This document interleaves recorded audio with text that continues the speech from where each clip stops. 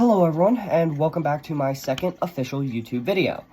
Today's video, we are going to go over a species of animals known as mustelids. What is a mustelid? A mustelid is a species of weasel.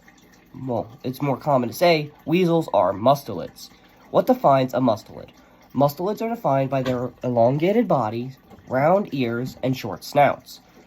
They typically prey on rodents like mice, rats, and rabbits. However, that is not the exclusive case. Things like pine martens prefer eating things like squirrels.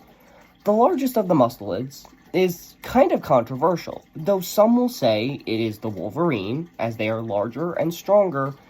The real answer to the largest mustelid is actually the giant river otter, which can get up to 6 feet long and over 70 pounds, thus making it the longest and the heaviest. However, in a fight between a giant river otter, and a wolverine, I'd place my money on the wolverine. Now, that is not to say that there are not animals that could take down a wolverine. A good amount could, but wolverines are very good at intimidating. On top of that, they can get up to 50 pounds. That's a very large creature. That is bigger than some dogs. In fact, that's bigger than a good amount of dogs. It's also bigger than pretty much every cat. Not sponsored, I just like fidgeting. I have ADHD, so I have a hard time not moving my hands. But, wolverines are also sometimes called skunk bears, as they're known for their putrid smell. Wolverines smell extremely bad because they're scavengers. Because of the fact they scavenge food, they typically eat dead, decaying meat, or meat that doesn't really smell good. And they also don't really clean themselves, so that bad smell will stick on their fur, allowing you to typically smell one before you see or hear it. The wolverine is very similar to another animal known as the honey badger. In fact, personally, when I think of wolverine, I think of larger, snow-faring honey badgers. Wolverines have a bit less bravado. They are going to run straight head first into a lion and yell, "This is my food!" like a honey badger will. But wolverines do have reported cases. No, I don't fully believe in this case, but there are reported cases of them fighting off polar bears. Those are pretty outrageous. Polar bears get to 1,800 pounds. Wolverines cap out at 50. But it is still very impressive that people view this animal as dangerous enough to potentially scare off a polar bear. And like I said, these reports could be true. Wolverines do live in polar bear country. Canada, with global warming and everything, polar bears have migrated towards Canada more, which actually led to the creation of the polar bear. But that's a future video. In the meantime, why don't we transition to the next animal in our video about mustelids. The next mustelid we're going to talk about is the honey badger, probably the most famous mustelid besides otters.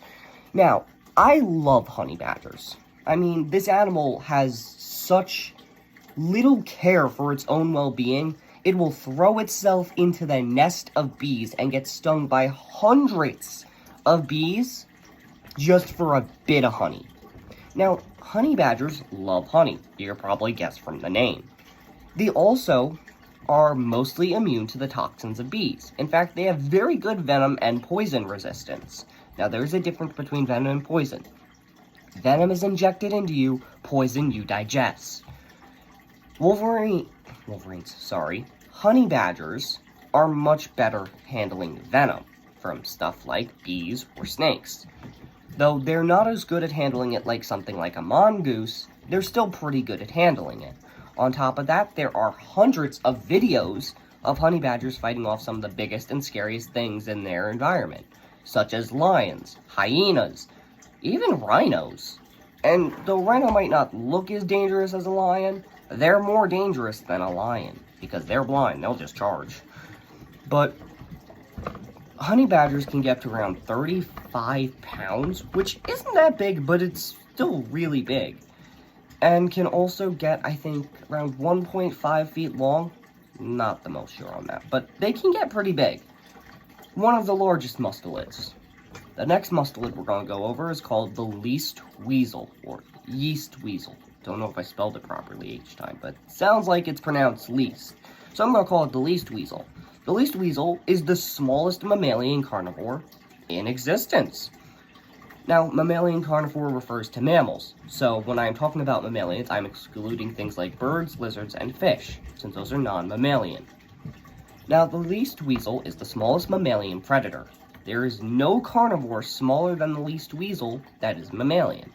These things primarily hunt rabbits, shocking, I know, mice, and rats. They'll also hunt lizards and insects. Basically, anything small enough for them to hunt and eat, they'll hunt and eat. Now, you might be confusing the idea of the least weasel with the next animal on our list, the stoat, as stoats are very similar looking to the least weasel, except they're bigger. Least weasels are around this big on average, stoats get about this big, which isn't too much bigger. They're still both really small animals, but the stoat gets larger. Least weasels typically weigh less than a pound. Stoats on average weigh around a pound to a pound and a half. So they are bigger. Not much bigger, but bigger. They hunt around the same foods: mice, rats, rabbits, insects, small bugs. Pretty much anything they can hunt, they will hunt again. These animals are very similar. They evolved very similarly. Except, once again, stoat is just pretty much a larger least weasel. Now, the next animal on our list is the next animal we're going to go over is the American mink. The American mink is a larger, much larger compared to the previous two we've mentioned, is a species of weasel that primarily lives in the water. They can hold their breath for up to 36 minutes. On top of that, they are known to dive up to depths of 16 feet. They can also swim up to 100 feet underwater. This is to say they are one of the best swimmers in the weasel family. Minus otters. American minks primarily hunt on fish and rodents. They can climb, however, they are not very good at it. They are much better at swimming. Like the title suggests, this is an American animal. This creature lives in America. Well, similar to actually most of the animals I've mentioned. They either live near or around America, with the exception being the honey badger. That's so far one of the only animals that doesn't live in America. This is one of the animals that evolved primarily in America, mustelids. Though there are mustelids around the world, they, from what I've been able to see, are primarily found on the continent of North America. Anyways, back to the American mink. American minks are great swimmers. Let me check my notes on what I have for them. This animal can get to 24 inches long and up to 3 pounds. Now, this animal actually poses a humongous threat to ground nesting birds. What is a ground nesting bird? A ground nesting bird is a bird that lays its nest on the ground and will lay its eggs on the ground. This leaves its nest massively open to basically every predator, including the American mink. The American mink is so efficient at this, it has caused several species to go extinct or become endangered because of just how efficient it is at stealing these animals' eggs. The next animals on our list are otters. Now, I'm only going to be referring to 2 different species of otters, even though I know there are more. I'm going to be talking about the common sea otter and the giant river otter. Personally, I like the river otter more. But we're going to start with the sea otter. Now, you probably all know sea otters. Those are the little guys that float on their back. They'll be hugging or holding hands with another one of them. Really cute stuff. What you might not know about otters is that they're actually typically extremely vicious. You try to take food away from an otter, you'll lose a finger. I'm not joking. You can look up cases of zoo workers losing limbs while dealing with otters. Otters are not typically that large, unless we're talking about giant river otters, which are the largest mustelid. But otters are not typically that large. They primarily feed on sea urchins, at least in the wild. Now, sea otters are actually considered a keystone species. Why are they considered a keystone species? They are vital for keeping sea urchin populations down. You see, if sea urchin populations get too large, this can result in them eating all the kelp in a given area.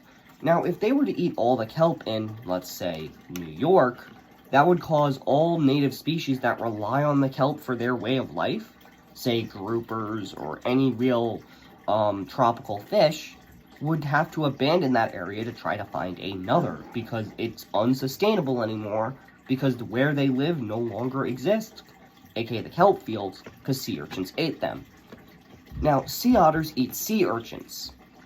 What this means is, well, sea otters keep this from happening. As long as sea otters are around, sea urchins can't go crazy and can't destroy the ecosystem.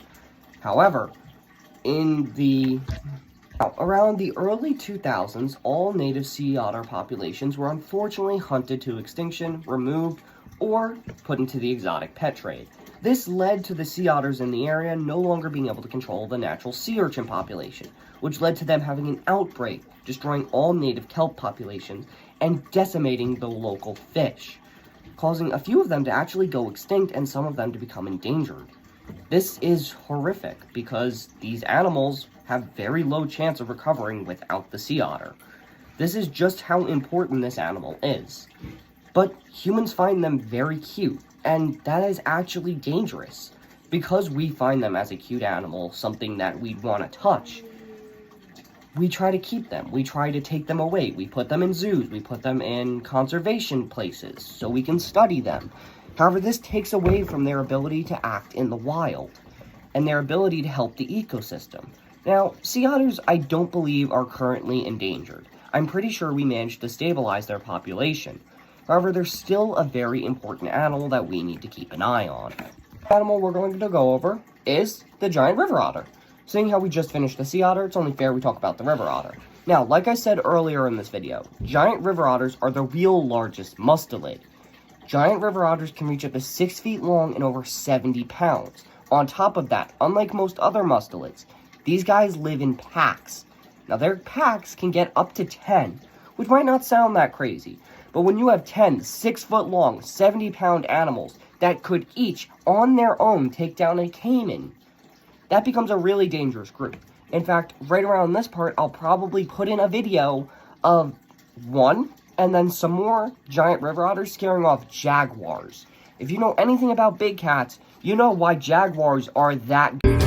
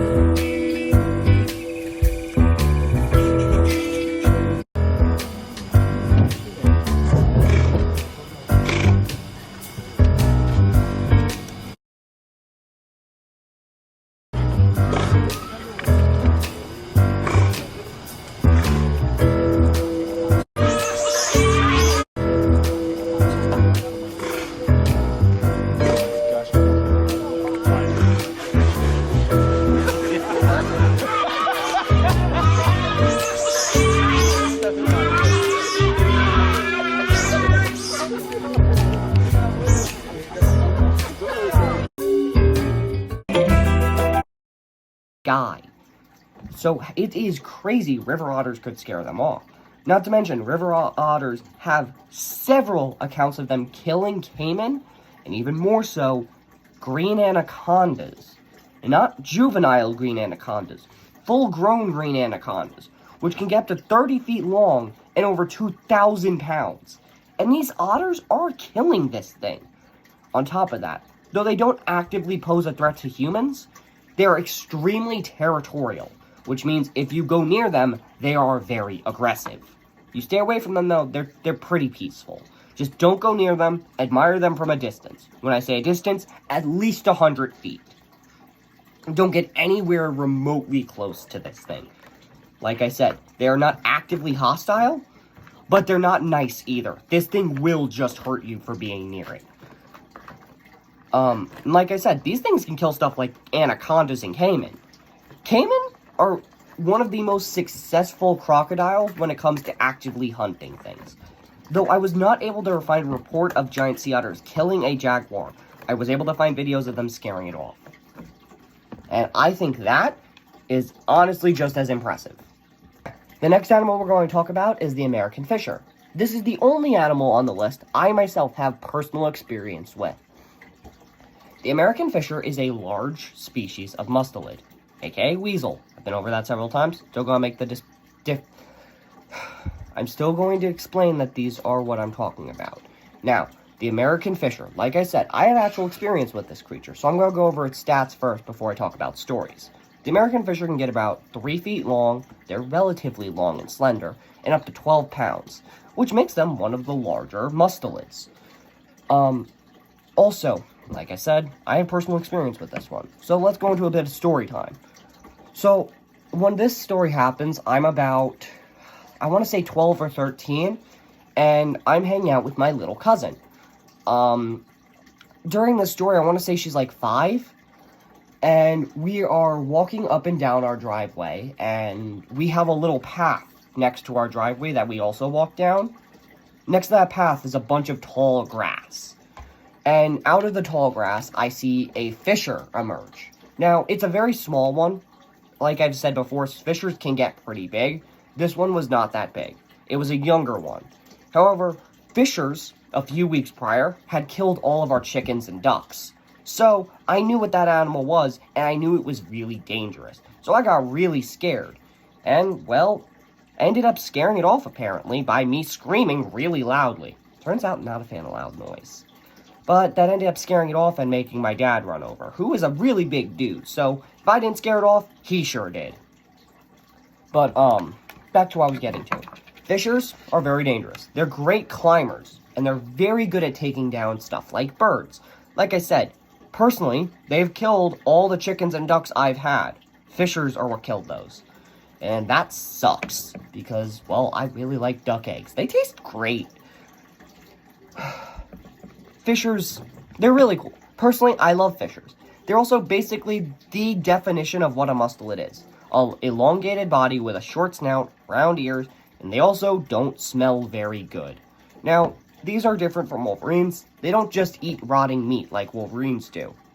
Fishers do actually go out and hunt their prey, though they are not, or they will eat dead and decaying things too. They'll eat pretty much anything. That's a pretty common trait among mustelids. They'll eat pretty much anything they can eat. If it's lying there and it looks like food, they'll eat it. That's how they work. Anyways, that is the American fisher. The next animal we're going to talk about is the ferret. Okay, like I just mentioned, the last animal we're going to talk about today is the ferret. Yes, I'm calling it ferret this entire time. Now, the ferret is the only known domesticated species of mustelid. Now, you know what a ferret is. I'll probably throw up some images of all the animals I've spoken of, just randomly around while I'm talking about them. However, the ferret is the most interesting of them. Like I said, these creatures are domesticated. They're also known as little thieves. See, if you ever met or known anyone who's had a pet ferret, they'll tell you this. They'll steal your stuff, they'll hide your stuff, and then they'll get mad at you when you take your stuff back. On top of that, ferrets eat a lot of food. They're also very, very smart.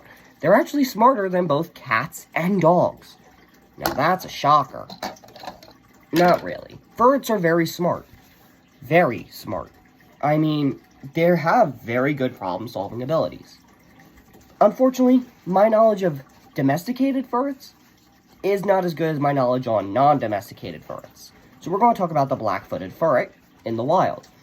Now, this species of ferret in particular primarily hunts prairie dogs. Now, its diet can consist of up to 90% prairie dogs. That means it will almost exclusively hunt prairie dogs. Now, prairie dogs are pretty easy to hunt, as long as you can get into the nest, which is very easy for a ferret, seeing how small and elongated their body are. They're pretty much perfect for hunting stuff that lives in a burrow. In fact, that's what ferrets evolved for. They evolved to hunt stuff in burrows, like prairie dogs. Other things they eat includes rodents like rats, mice, squirrels, the typical. They all pretty much eat the same stuff. But like I said, 90% of what this thing eats is prairie dogs. Now, they also have little bandanas around their eyes that make them look like little bandits. They're really cute. But they can also be very dangerous, as what's not mentioned about ferrets is they have very sharp claws that are very good for digging, since ferrets can dig on their own. Like I mentioned before, they're actually really intelligent. They aren't intelligent enough to understand humans, since there's only a few animals that can actually do that, They are intelligent enough to understand what not to do, though, and then actively break those rules because it can. Yes, this is an animal that will do things out of spite or just because it can. It is smart enough to know that it shouldn't, but it will still choose to do so. That remind you of anything? Because to me, that reminds me of a human.